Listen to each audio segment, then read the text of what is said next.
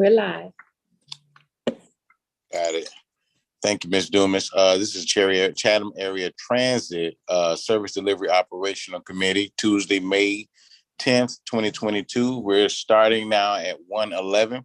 I would like to call this meeting to order. On our agenda, I'd rather move forward this agenda. We're at the number 2, proposed board agenda consent items by committee. Mr. Massimo, you have anything? I do, sir. We have our public transportation agency safety plan revisions. We discussed them in an earlier meeting, but I would ask both Mr. Dumas, our interim COO, as well as Patrick Fay, our safety and risk manager, to present what we have today and to answer any questions that you may have. Good morning, Chairman Leggett, Director Lockett, Director Odell. In your packet, we submitted the Public Transportation Agency Safety Plan revision, and in that plan, you'll see that there were some adjustments made on changing names, putting in former employees with current employees, and we highlighted those changes in the plan for you to give your final approval on the PTAS. And if you have any questions regarding that, we have Mr. Patrick Fahey here that he can answer any particular question you may have regarding the PTAS, but it's there for your final review.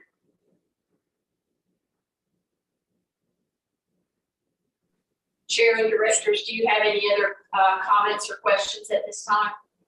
No, ma'am, I don't. Director Odell, do you have any questions?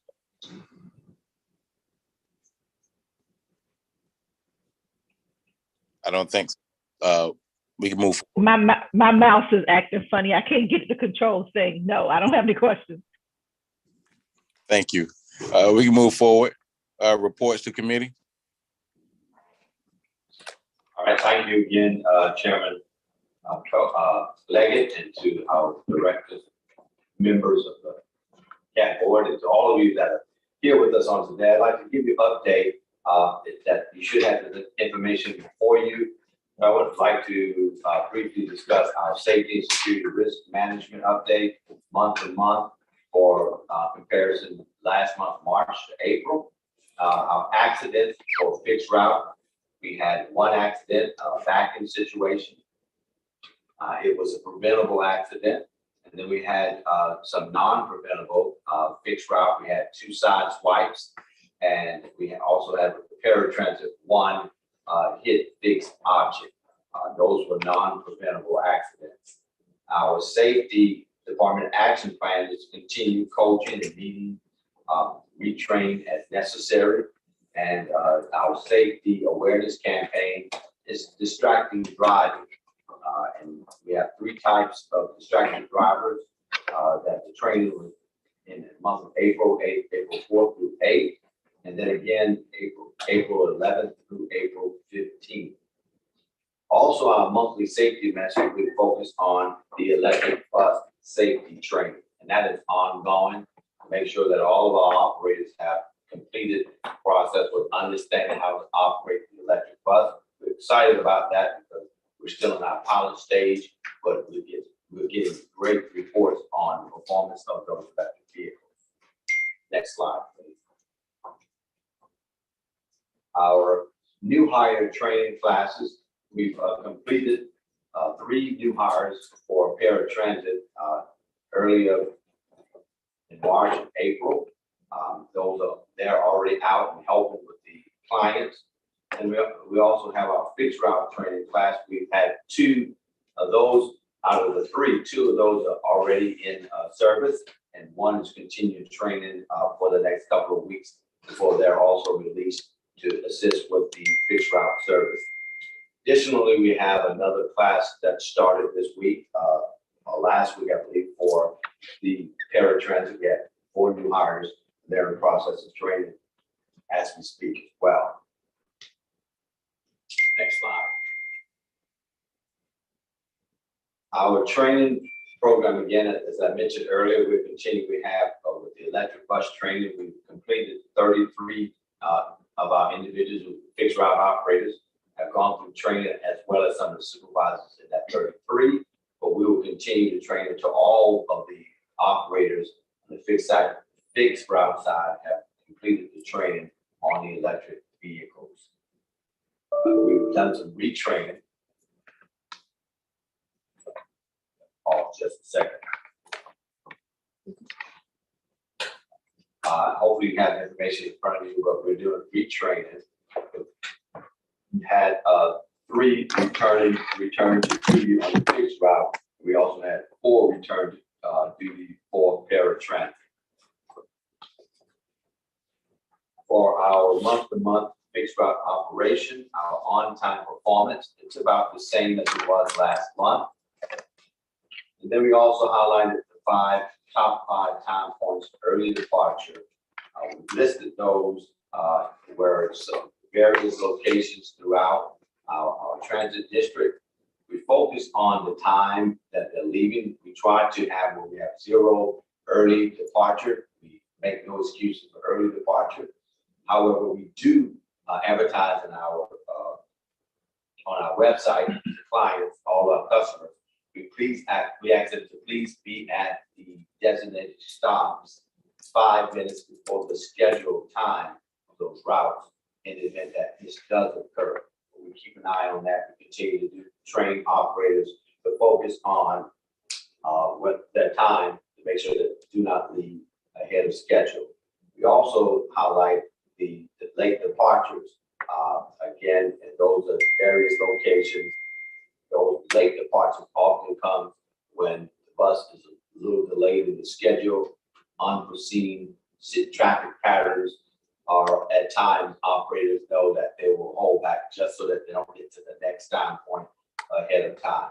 But they're all within reasonable time. Those that are not, we talk to the operators and make them aware to focus on the time point closely.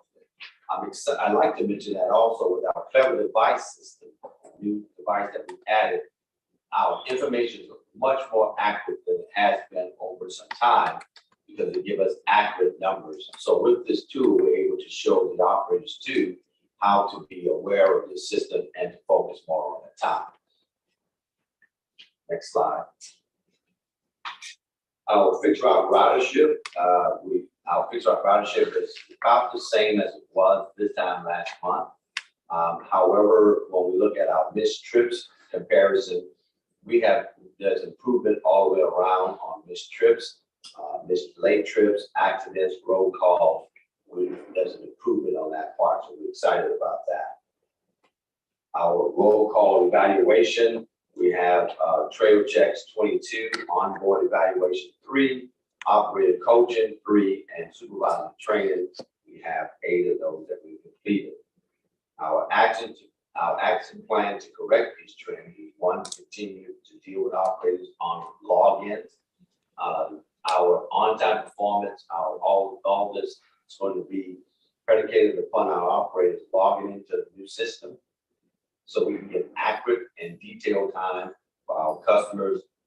We're excited also, I did not note that, but our bus time app, we hope to have that up in place by mid-June. We've gone through the final testing phase, and it's going to be a great tool for our passengers, our customers to use it to determine where a bus is and the exact time that it'll show up to their stop location. We're very excited about that. And again, with Operation Electric Bus Training is ongoing. Next slide. Our Paratransit on-time performance, it is a little down compared to last month, but that can be contributed to the fact that we have increased ridership from last month. The fact that we're carrying more passengers sometimes cause a little longer delay in reaching their final destination, but that's why we have our on-time performance slightly down. Our missed trips, again, we have an improvement from last month to this month with our missed trips. And no-shows, there's a slight increase on that. Again, the no-shows or trips are when operators arrive to pick up a customer who are there, but who no longer want to take that trip. Next slide. Our Operation Onboard evaluation for Paratransit, we have 2 of those conducted. as well as the CRC supplemental paratransit services. We have a total of, for the month, 303 trips for the first part of the month. And out of that, we had a total of 205 actual trips taken. Again, they too are having some issues with the amount of employees that they're able to give to us, but it has nothing to do with missed trips. They follow the same guidelines that I said earlier with Paratransit. There may be, no shows, canceled after we've already scheduled those trips for those passengers. Next slide, marine operation. Our ridership is increased. That's not unusual this time of year. So there's an increase with that because we're in our peak season where we expect increase in ridership. Our vessel operation, there's no changes in those from the last time that we reported. All the vessels are in the same condition as they were. It takes a little time to get around to completing the painting and other minor details that are necessary, but the ferries are still running in good service. The dock inspection, no changes on that as well. Next slide. Maintenance. Month to month, our fixed route means distance between vehicle failure for fixed route is 12,660 on average, still below our the average expectancy for those. And then the paratransit is 50,660. So we're doing extremely well with those between service or need to service. Our PMI completion continues to be at 100%, so they'll continue to service the buses at those vehicles as they need to. And training for our maintenance department, they too are part of the electric vehicle training. We had 2 staff members that completed training for electric vehicles. And now we just want to kind of give you an update on our current project, our Clever Device Intelligent Transportation System. We've installed this on all of the fixed route buses. The training for the system, how to use the system, login for operators, how to have our controls, dispatchers, supervisors to monitor that, to make sure that we have 100% login participation. That's going to be ongoing as well. We can monitor that every day, make sure that we have that 100% login so that we can get accurate and detailed information for reporting. We will have some additional training on various types of reports that we can pull from this system, which will be very helpful to get information to you and to our public. And so we'll continue to do that as well.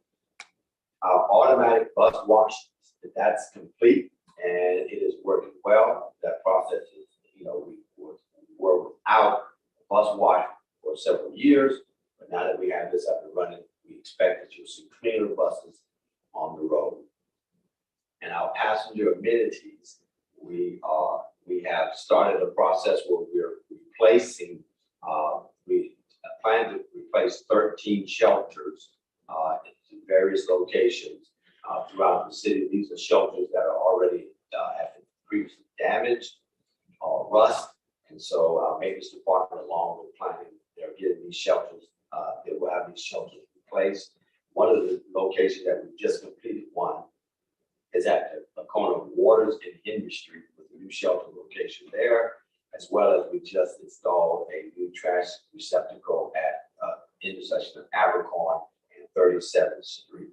Some of the other locations will be at Oglethorpe and Abercorn, Liberty and Abercorn, Oglethorpe East Broad, Abercorn and Montgomery, Abercorn near J.C. Lewis, Anderson and MLK Boulevard, Abercorn near the Public Shopping Center on Bay Street, Bay and Albion by the Curtis Cooper Health Clinic, Chatham County Jail, Westlake Apartment area, MLK and Arcadian, Henry and Ash Street, and the one that I just mentioned, Waters and Henry.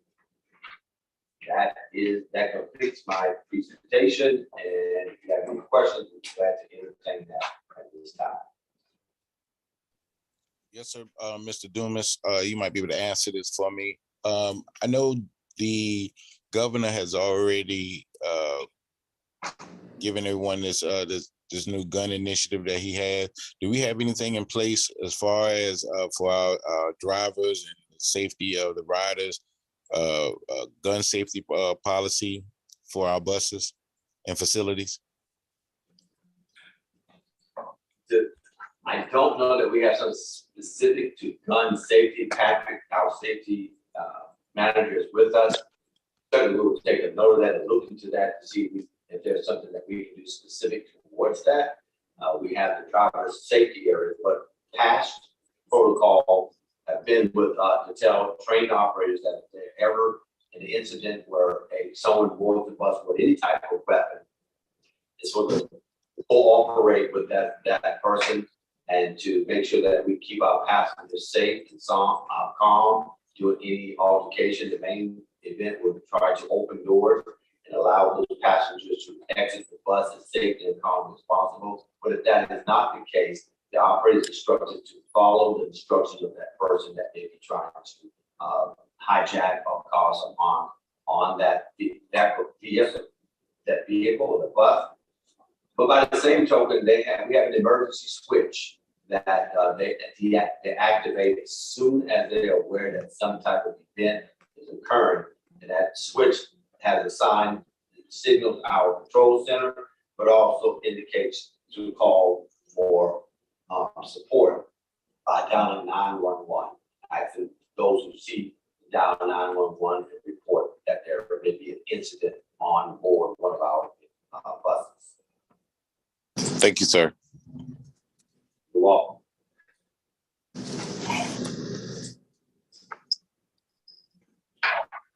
Mr. Massimo, you have anything? Under old and new business, sir, I didn't have anything in the Director's Digest Q&A this time, but I would like to take this opportunity. This is Eric Pearl, our Public Information Officer, Communication Manager's last week with us. And we are grateful for the tremendous service and work he's done here. And we also have the new Public Information Officer with us today. She is cross-training with Eric for the next couple of days. Ariel Johnson, I don't know if you all can see her, but she is, let's see. Ariel, you can wave. Well, you're behind the screen. We are delighted that Ariel is joining our team, and we will no doubt continue the fine work that Eric and the communications team has always provided. And Ariel's got big shoes to fill. So we best of luck to Eric and welcome to Ariel. The other items, we have other committee business. You can see the list of those items there. These are items that will be in other committees. Of course, these are also included in your packet for your review. And if you have any questions about any of these items that you would like to discuss with us prior to the full board meeting, or a question today, we're glad to talk through those. You can see we have FTA grant application submissions that will be in the Finance Committee later today. Employee group health insurance renewal that's pending receipt of proposals. Again, that will be in the Financial Services Audit Compliance Committee later today.